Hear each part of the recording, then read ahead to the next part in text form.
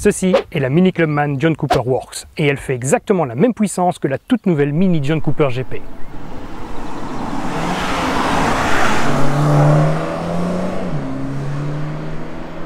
Dans cette vidéo, nous allons voir si les performances sont vraiment de la partie et si le côté break apporte l'agrément nécessaire au quotidien pour une voiture familiale.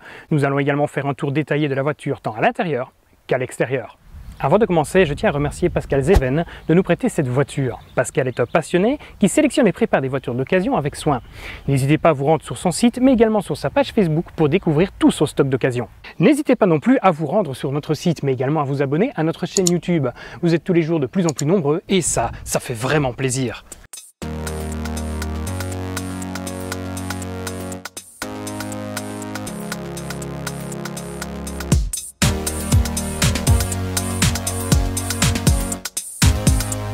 Commençons par parler du moteur. Celui-ci provient de la banque d'organes BMW. C'est le même qu'ils mettent dans le X2 M35i. Il développe 306 chevaux pour 450 Nm, soit 75 chevaux et 130 Nm de plus qu'une Mini John Cooper Works 3 portes.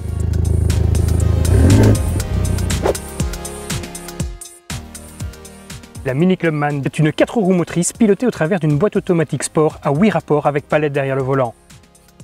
Comparativement à une Mini 3 portes, cette Clubman fait 7,3 cm de plus sur la largeur et 3 cm dans le sens de la hauteur.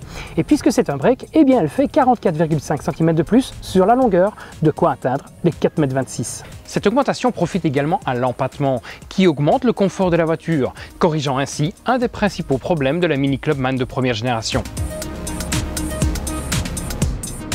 Par rapport à une Clubman standard, la John Cooper Works arbore un pare-choc avant spécifique avec des entrées d'air retravaillées permettant de refroidir le moteur, mais également les énormes disques se trouvant derrière les jantes de 19 pouces. Ceux-ci ont des étriers à 4 pistons, de quoi garantir des freinages puissants. La calandre avant aussi est retravaillée, de quoi augmenter l'aérodynamique. À l'arrière, on retrouve également un pare-choc avec de fausses sorties d'air et un aileron légèrement relevé propre à la John Cooper Works. On notera également aussi un pot d'échappement retravaillé à la sonorité enivrante.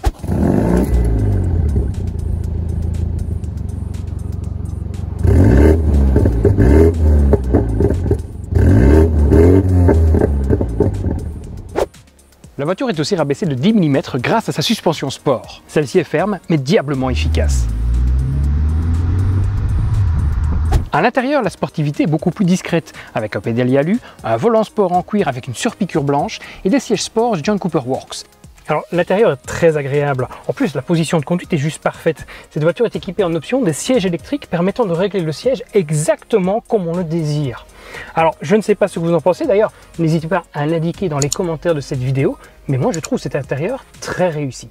À l'arrière c'est pas mal également, mais il ne faudra pas être trop grand parce que sinon on va toucher le toit. Je pense qu'à partir d'1,87 m, ça devient limite. Par contre l'espace aux jambes est juste royal, il n'y a vraiment rien à dire.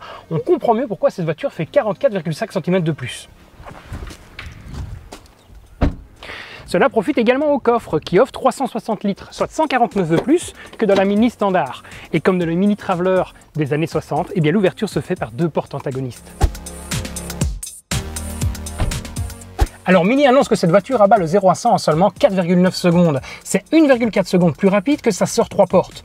Pour un break qui fait quand même 1625 kg à vide, c'est difficile à imaginer. Alors on va vérifier.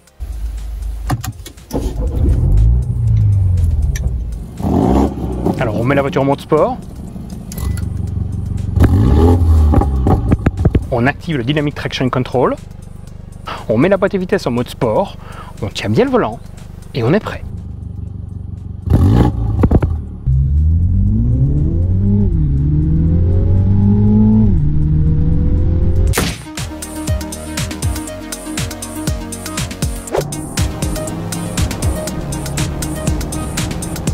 Alors à conduire, cette voiture est vraiment très agréable. Son moteur de 306 chevaux est exploitable au quotidien parce que la puissance est délivrée de façon linéaire.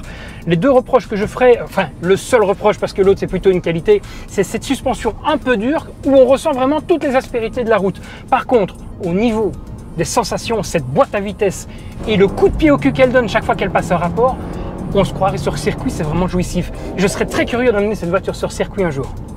On pourrait également lui reprocher son système 4 roues motrices qui donne une prédominance au train avant, surtout avec cet autobloquant mécanique.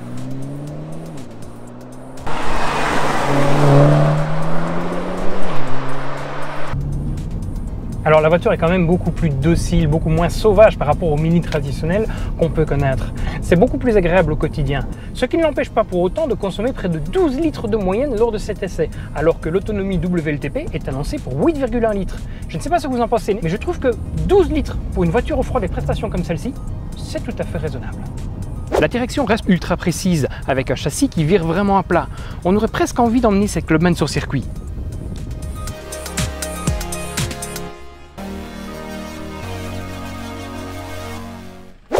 Bon, parlons tarif maintenant. Cette Mini Clubman John Cooper Works est affichée à 47 310 € de base. Un prix assez correct quand on sait que cette voiture n'a pas de concurrent direct et que les voitures s'en rapprochant sont toutes plus chères. Maintenant, la voiture qu'on a ici est full option et son prix avoisine les 57 000 €. Après, je sais que cette voiture est également en vente chez Pascal à un prix défiant toute concurrence. J'en dis pas plus, mais ne traînez pas, il n'y en a qu'une.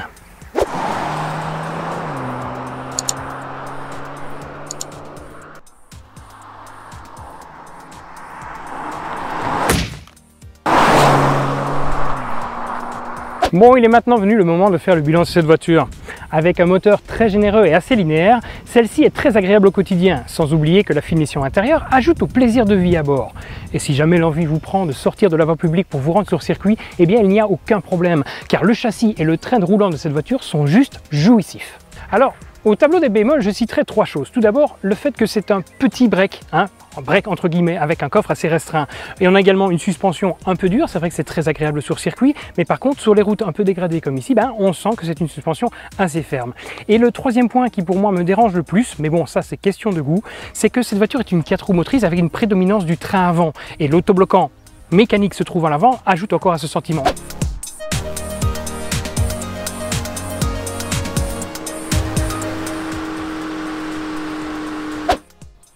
Et voilà qui clôture cet essai. Je vous remercie de l'avoir regardé et je vous invite bien sûr à vous abonner à la chaîne. N'hésitez pas non plus à partager cette vidéo sur les réseaux sociaux et on vous dit à vendredi prochain pour un prochain essai.